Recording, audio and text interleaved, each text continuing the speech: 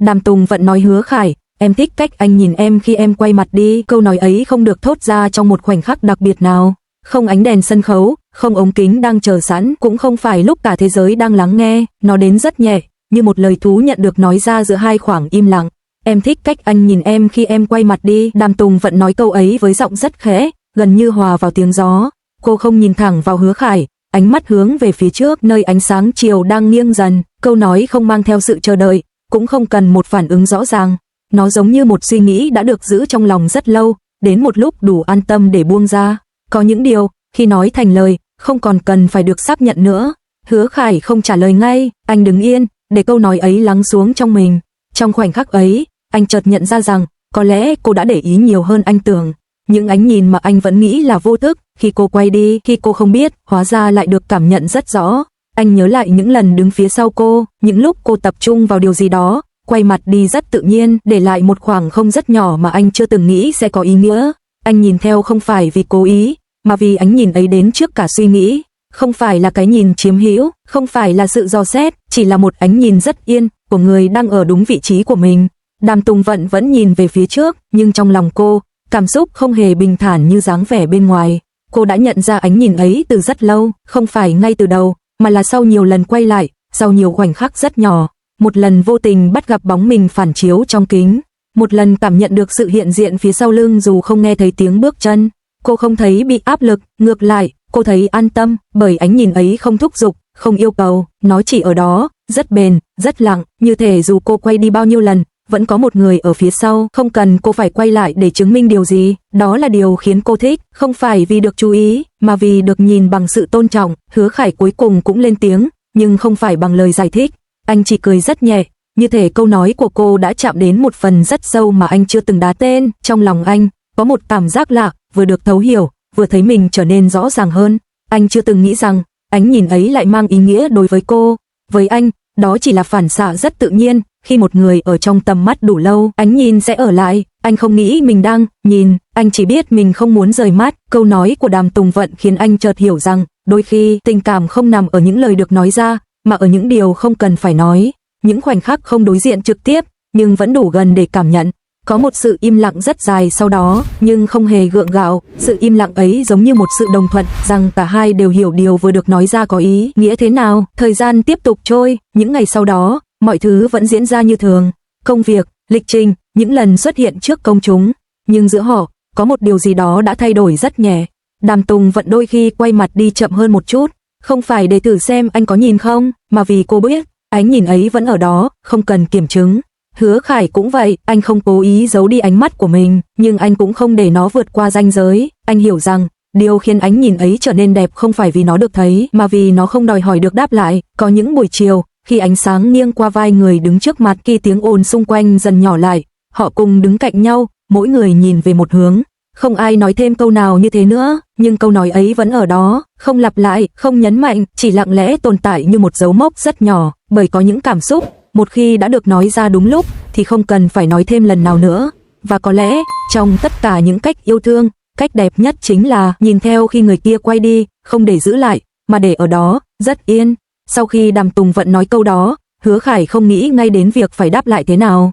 Anh chỉ đứng yên, để cảm xúc lan chậm trong mình, như nước ấm thấm dần qua từng lớp suy nghĩ. Anh chợt nhận ra một điều khiến tim mình khẽ siết lại. Cô không chỉ cảm nhận được ánh nhìn của anh, mà còn hiểu được cách anh nhìn. Với Hứa Khải, đó là một cảm giác rất lạ, không phải bị phát hiện, cũng không phải bị soi thấu, mà là cảm giác được nhìn thấy, theo một cách rất nhẹ, rất đúng. Như thể có ai đó đã chạm vào phần cảm xúc anh vẫn luôn giữ kín, không gọi tên, không giải thích.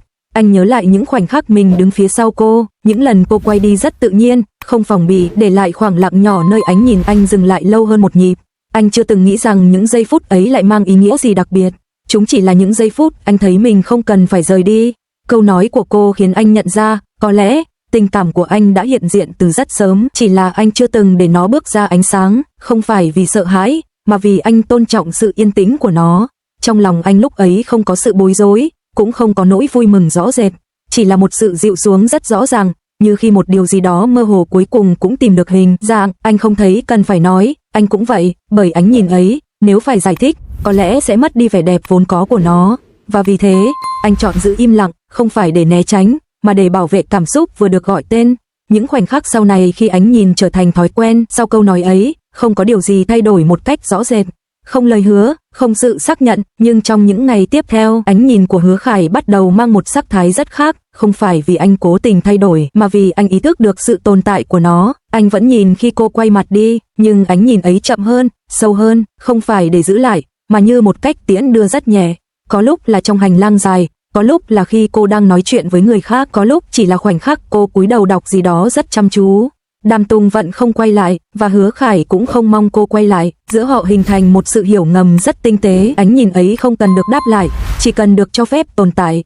Có những buổi chiều, khi cả hai cùng ở trong một không gian nhưng không đứng cạnh nhau, anh vẫn vô thức tìm kiếm bóng dáng quen thuộc ấy trong tầm mắt, không phải vì lo lắng, mà vì đó đã trở thành phản xạ, như cách người ta tìm ánh sáng khi bước vào một căn phòng. Ánh nhìn ấy dần trở thành thói quen, không chiếm hữu, không đòi hỏi, không gây áp lực, nó chỉ ở đó, lặng lẽ, như một điểm tựa tinh thần mà anh không cần phải dựa vào quá nhiều. Và có lẽ, điều khiến thói quen ấy trở nên đẹp là vì nó không làm ai phải thay đổi. Đàm Tùng Vận vẫn là chính mình, tự do quay đi, tự do bước tiếp. Hứa Khải vẫn đứng ở vị trí của mình, không tiến lên, không lùi lại, chỉ đủ gần để nhìn theo. Trong thế giới đầy những lời nói dễ dàng và những lời hứa vội vàng, ánh nhìn ấy chọn cách tồn tại bằng sự bền bỉ, không cần được nhắc lại, không cần được chứng minh, chỉ cần mỗi lần cô quay mặt đi, ở phía sau vẫn có một ánh nhìn rất yên, rất quen, đang ở đó như một điều hiển nhiên. Khoảnh khắc Đàm Tùng Vận nhận ra ánh nhìn ấy đã trở thành điều không thể thiếu. Đàm Tùng Vận nhận ra điều đó vào một ngày rất bình thường. Không phải trong khoảnh khắc lãng mạn nào đặc biệt, cũng không phải khi có ánh đèn hay tiếng vỗ tay xung quanh. Chỉ là một buổi chiều yên ắng, khi cô quay người đi theo thói quen, và trong một giây rất ngắn, rất vô thức, cô chờ đợi, chờ một cảm giác quen thuộc phía sau lưng. Cô không quay lại, nhưng trong lòng, cô biết ánh nhìn ấy vẫn đang ở đó. Sự chắc chắn ấy đến tự nhiên đến mức chính cô cũng giật mình. Như thể có một điều gì đó đã âm thầm trở thành nền tảng trong thế giới cảm xúc của cô từ lúc nào không hay. Cô chợt nhớ lại những lần trước đây, những khoảnh khắc cô nói chuyện, cười, hay chỉ im lặng. Cô chưa từng để tâm, nhưng chưa từng cảm thấy trống trải. Giờ đây, khi ý thức được điều ấy, cô hiểu ra ánh nhìn của Hứa Khải đã ở bên cô lâu đến mức nó không còn được xem là sự hiện diện, mà là một phần của không gian. Có những ngày cô bước đi rất nhanh, có những ngày mệt mỏi, có những ngày cô hoàn toàn đắm chìm trong suy nghĩ riêng. Nhưng ở đâu đó phía sau, có một ánh nhìn không thúc giục, không gọi tên, chỉ lặng lẽ theo kịp. Và chính sự không đòi hỏi ấy khiến cô cảm thấy an toàn. Đàm Tùng Vận nhận ra mình không cần phải được nhìn để cảm thấy được yêu. Cô chỉ cần biết rằng nếu quay lại, ánh nhìn ấy vẫn sẽ ở đó. Không vì cô yêu cầu, mà vì đó là cách anh tồn tại trong cuộc đời cô. Trong khoảnh khắc nhận ra điều ấy, cô không thấy rung động mãnh liệt. Thứ xuất hiện là một cảm giác rất sâu, cảm giác được ở đúng chỗ. Như khi người ta đặt xuống một vật nặng mà không hề biết mình đã mang nó theo bao lâu. Cô mỉm cười rất khẽ, không phải cho ai thấy, chỉ là một nụ cười dành cho chính mình khi hiểu rằng có những điều quan trọng không cần phải nắm chặt, nhưng cũng không thể thiếu. Thời gian trôi đi, rất nhẹ, ánh nhìn ấy vẫn còn đó, nhưng không còn cần phải theo từng bước chân, từng khoảnh khắc quay đi. Bởi đến một lúc nào đó, cả hai đều hiểu không phải lúc nào yêu thương cũng cần được đặt phía sau. Có những ngày, Hứa Khải không đứng phía sau nữa, anh đứng cạnh cô, hoặc đôi khi, anh đi trước một chút, nhưng ánh nhìn ấy không mất đi, nó chỉ chuyển chỗ. Đàm Tùng Vận không còn vô thức chờ đợi khi quay mặt đi, không phải vì cô không cần nữa, mà vì cô đã mang ánh nhìn ấy theo mình. Nó đã trở thành một phần của ký ức, của sự tin tưởng, của nhịp sống rất riêng giữa hai người. Ánh nhìn không còn là hành động, nó trở thành sự hiểu giữa họ, không cần phải nhìn theo để chắc chắn người kia còn ở đó. Chỉ cần một khoảng lặng, một hơi thở quen, một sự im lặng không gượng ép là đủ. Và thế là, ánh nhìn ấy cuối cùng cũng được nghỉ ngơi. Không biến mất, chỉ là không còn phải chứng minh, nó tồn tại trong cách họ bước chậm lại để đợi nhau, trong cách họ im lặng mà không thấy xa cách, trong những ngày rất bình thường, không có câu nói nào đáng nhớ. Tình yêu trưởng thành, có lẽ, chính là như vậy, khi ánh nhìn không còn phải quay theo nữa bởi vì cả hai đã ở cùng một hướng,